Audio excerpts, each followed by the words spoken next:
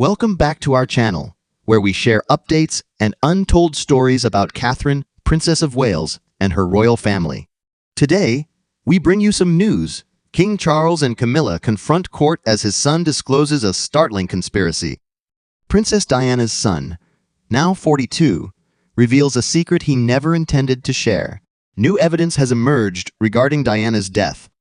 This places King Charles and Camilla in trouble during the New Year's crisis, with Princess Anne highlighting the breach of royal tradition due to Camilla's eager pursuit of power inside the new monarchy of Prince William's grand design. According to an insider, Prince Harry has disclosed information that was never intended to be revealed about his mother, Princess Diana. His statements have surprised us, as he has ultimately disclosed the authentic account of his mother's demise, specifically evidence that she was in the vehicle, evidence that she sustained injuries, and evidence that the very paparazzi who pursued her into the tunnel were the ones capturing images of her lying critically injured in the back seat of the car. Diana, the cherished people's princess, may have won the affection of the global populace, although it seems she did not elicit the same response from those in her immediate circle. Following Prince Harry's recent disclosure, we are certain that something dubious is occurring inside the palace confines. What precisely did Prince Harry articulate this time? Could this serve as the confirmation we have long anticipated? Let us ascertain. Existence prior to the turmoil. Let us briefly halt before considering Prince Harry's significant discovery and take a minute to comprehend Princess Diana's life prior to her immersion in a tumultuous drama. It is essential to have a comprehensive understanding of her origins prior to her widespread adulation. Indeed, the universe was much more intricate than it seemed. Diana was not an ordinary girl living next door. She was born into aristocracy. We are discussing profound connections to the royal family. Her father, John Spencer, held the title of the 8th Earl Spencer, while her mother, Frances Roche, was from a prominent aristocratic lineage. Moreover, Diana was born in Sandringham, the Queen's private residence. Can you conceive of that? Diana's childhood playground was located inside the royal estate, while most of us played in our backyards or at the park. This was an atypical upbringing. She grew up with the Queen's sons, Prince Edward and Prince Andrew, participating in typical children's play activities. However, despite the apparent opulence, the reality behind the scenes was not as spectacular. Her parents' marriage was not the idealized connection that others envisioned. Externally, it may have seemed that they had everything: affluence, prestige, and aristocratic affiliations, yet, in private, several challenges persisted. Tragically, Diana's elder brother John died soon after birth, destabilizing their connection. The loss of a child is inconceivable, leaving profound emotional scars on the parents. Despite her youth, Diana was not immune to the ensuing stress. At the time of Diana's birth, the fissures in her parents' relationship were expanding. The situation deteriorated further with the birth of her younger brother Charles. Rather than uniting the family, it seemed to drive them more apart. Diana saw her family disintegrate when her parents ultimately split at the age of 7. Her mother departed, and the reasons were not those often presumed by others. Infidelity was a factor indeed, but it does not include the whole narrative. Following a contentious legal dispute, her father obtained custody of the children, resulting in a total transformation of Diana's life as she had known it. Afterwards, nannies primarily raised her and sent her to boarding school, a world far from her home and the ongoing turmoil. Let us now discuss boarding school. One would assume that, given her upbringing, Diana would excel academically. Not quite. Academics did not really appeal to her. She had scholastic difficulties and showed little enthusiasm for studying. Rather, she concentrated far more on social relationships and extracurricular pursuits. One cannot entirely hold her accountable, however. Her home circumstances diminished her focus on her schoolwork. Subsequently, another upheaval occurred in 1976. Her father entered into a new marriage. His new spouse, Rainey, Countess of Dartmouth, did not get a kind reception from Diana and her siblings. By didn't receive a warm welcome, I mean they unequivocally loathed her. The extent of the prevailing tension was evident when they assigned her the unflattering moniker Acid Rain. A notable event occurred when Diana, in a moment of rage, allegedly almost shoved Rain down the stairs after a dispute. However, the strikes persisted. In 1978, just a few years later, Diana's father succumbed to a brain hemorrhage. The family was already tenuous, and this tragedy shattered them entirely. At this juncture, it was evident that Diana would not adhere to the conventional royal trajectory prescribed for her. She lacked academic aptitude compared to her sisters, and after failing her O-levels twice, departed from school at the age of 16. Diana chose to forge her own path rather than rely on her family's affluence and networks. She relocated to London and engaged in several temporary employment opportunities. Diana, the future Princess of Wales, worked as a nanny, performed cleaning duties, and taught dancing lessons to support herself financially. The narrative diverges from expectations associated with her upbringing, which is precisely what made Diana so sympathetic. She refused to let her aristocratic lineage dictate her identity. She was resolute in forging her own trajectory. However, just as she believed she had liberated herself from her family's expectations, Prince Charles emerged in her life. Diana initially regarded Charles with indifference, since her elder sister, Sarah, had previously engaged in a short romantic relationship with him. She deemed him quite tedious. Diana, as a dutiful sister, maintained her distance and refrained from interfering in Sarah's affair. Subsequently, after many days, circumstances altered. Charles and Sarah's affair diminished, and, abruptly, Charles began to exhibit more interest in Diana. At this juncture, Diana was 19, whereas Charles was much older and, to put it simply, seeking a spouse. A weekend excursion to Balmoral was sufficient for the connection to develop. They devoted more time to one another, and before Diana realized it, Charles had made a proposal. Despite approaching a royal wedding, Diana remained unconvinced that this was the appropriate course for her. She had significant reservations, mostly pertaining to another lady, Camilla Bowles. Charles and Camilla had a bond that went beyond mere friendship, which Diana noticed. She instinctively understood that she did not possess Charles's whole affection. Notwithstanding her reservations, Diana proceeded with the wedding. At just 20 years of age, she walked the aisle before a global audience, instinctively aware that something was off. She smiled for the cameras, said her vows, and ascended to the title of Princess of Wales. Unbeknownst to her, this was only the inception of the impending turmoil. The congested matrimony. Diana entered a troubled marriage in which her husband was interested in another woman from the start. Indicators of caution were present. What should have been a moment for Diana and Charles to relish their honeymoon phase turned into one of Diana's most solitary periods. Recently married, Diana endeavored to connect with her spouse, but instead, she encountered emotional barriers. Charles was not really committed. He remained somewhat anchored in the past, particularly about Camilla Bowles. Diana quickly experienced the consequences of this emotional neglect. She battled bulimia, a maladaptive coping technique that emerged from the distress and isolation she experienced in her marriage. Charles provided little assistance. He dismissed her concerns over Camilla, exacerbating Diana's sense of isolation. When Diana declared her pregnancy with their initial child in October 1981, a spark of optimism emerged. This may be the catalyst that unites them. A new baby may often have a transformative effect on a relationship. However, this was not the case for these two. The anticipation of parenthood did not mend the fissures in their relationship. Diana's pregnancy proved challenging as well. She had severe morning sickness, and her mental condition deteriorated. In a moment of utter desperation for Charles's attention, Diana fell down the stairs while pregnant. She was so emotionally devastated that she resorted to this extreme measure, believing it would get Charles's attention. Instead of hastily attending to her in worry, what action did Charles take?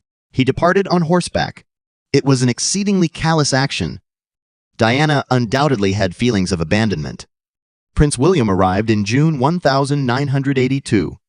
Diana was delighted to welcome motherhood, and for a brief period, hope appeared to be on the horizon. However, the demands of royal life, coupled with the emotional toll of her marriage, rapidly overwhelmed her.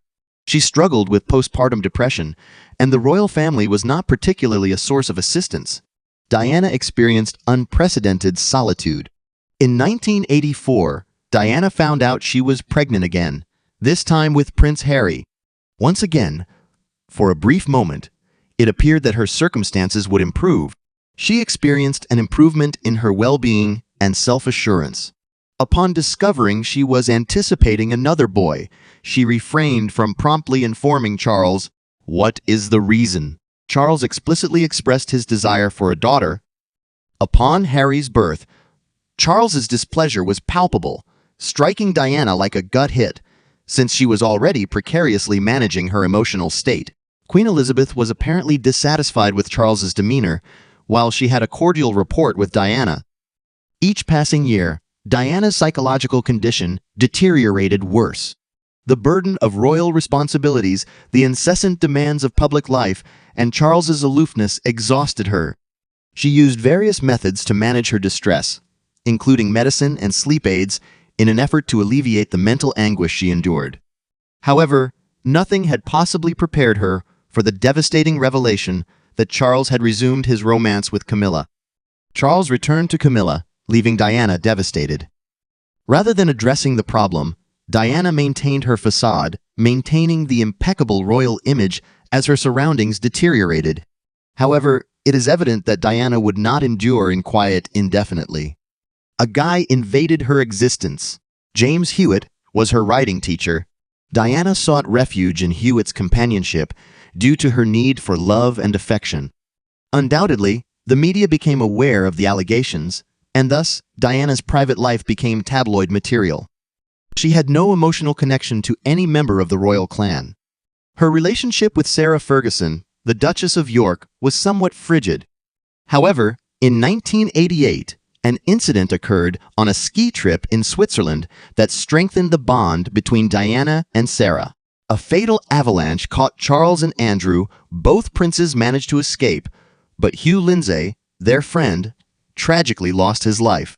The encounter profoundly unsettled Diana, and for a brief while, she and Sarah discovered mutual understanding in their shared fear for their spouses. However, the intimacy was ephemeral. The avalanche event prompted an inquiry, once again focusing attention on Charles. Their marriage, obviously in a state of decline, seemed irreparable. Charles's emotional detachment, along with the persistent turmoil about Camilla, rendered Diana more isolated. Notwithstanding these circumstances, Diana didn't feel inclined to surrender easily. She sought assistance for her bulimia, resolute in regaining control over her life.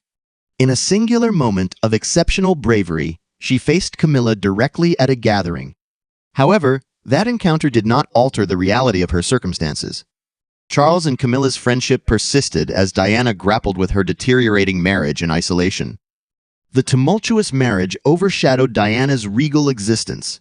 How did she have the resolve to depart from Charles and extricate herself from that tumultuous marriage permanently?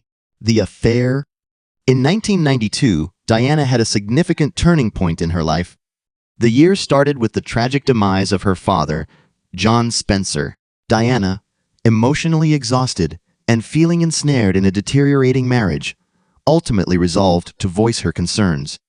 In the same year, she discreetly endorsed the publication of Diana, Her True Story, a revealing book that revealed the fissures in her marriage to Charles, as well as her struggles with bulimia and mental health. The audacious decision that astonished the globe resulted in their divorce. Following their formal separation, Diana sought solace in a clandestine relationship with Dr. Hasnat Khan, a cardiac surgeon.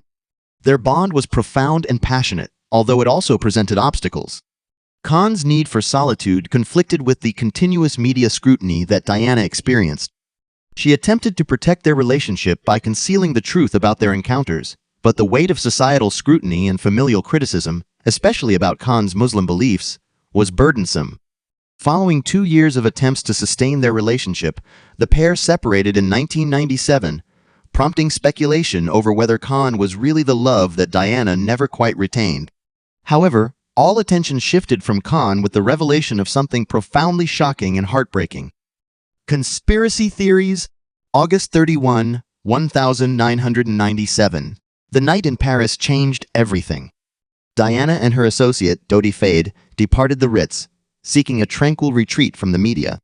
Henry Paul was driving, accompanied by bodyguard Trevor Rees-Jones in the passenger seat. However, the tranquil retreat never materialized. As they sped through the streets of Paris, photographers on motorbikes chased them relentlessly. They were eager for a photograph of the world's most renowned lady.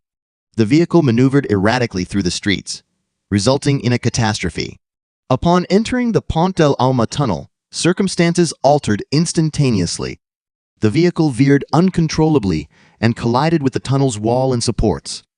Diana's injuries were grave, far more critical than first anticipated. The hospital expedited her to the scene, but it was already too late. Notwithstanding the physician's efforts, she succumbed. The news promptly arrived in London. Prince Charles, accompanied by Diana's sisters, promptly traveled to Paris to repatriate her remains. However, the royal family's answer did not garner widespread approval. Individuals experienced heartbreak and anger, seeing the royals as cold and disconnected, exhibiting an almost robotic response to the disaster. They seemed detached from the collective emotional expression experienced by others. However, one enduring and poignant picture for many was Prince Philip persuading William and Harry, then mere children, to go after their mother's coffin. The sight of two grief-stricken toddlers trailing after their mother's coffin elicited profound sorrow worldwide. However, despite the poignancy of that moment, the narrative did not conclude at that point. Diana's demise incited several speculations. Individuals found it difficult to accept that it was really an accident. Mohammed al-Fayed, Dodi's father, emerged as a prominent advocate, firmly believing that Diana and his son were victims of a scheme. However, others joined him in his doubts. A multitude of individuals expressed his uncertainties.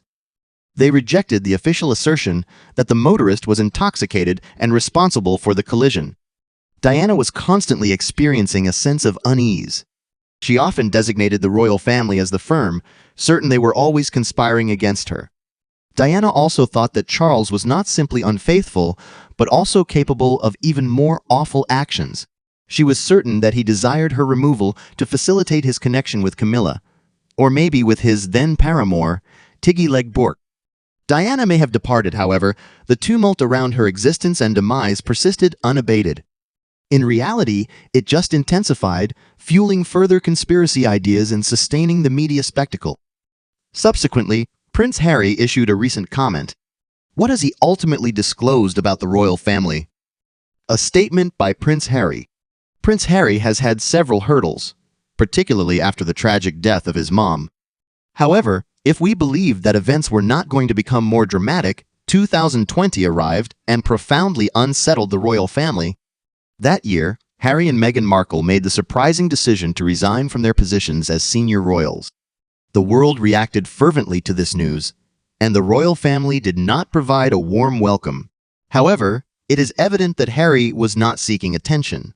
Having endured the anguish of his mother's public existence, he resolved to protect his own children from the unyielding demands of royal life.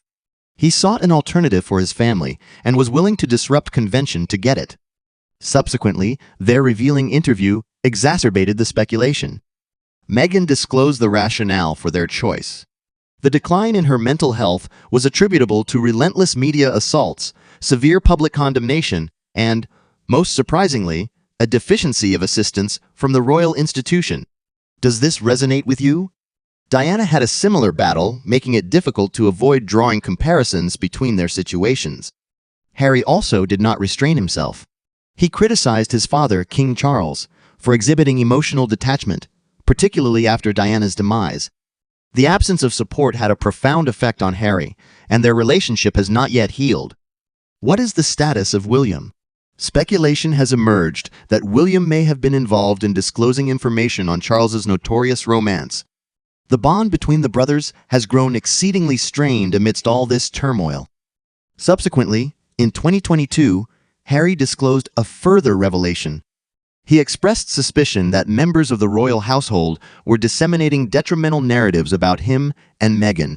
The conflict intensified with the publishing of the novel Endgame in 2023, in which Harry accused William. In 2024, it was clear that Harry and the royal family would never reconcile. Charles allegedly lacked the opportunity to interact with his son, exacerbating their already fractured connection. Thank you for seeing the video. Kindly share your opinions, and farewell for now.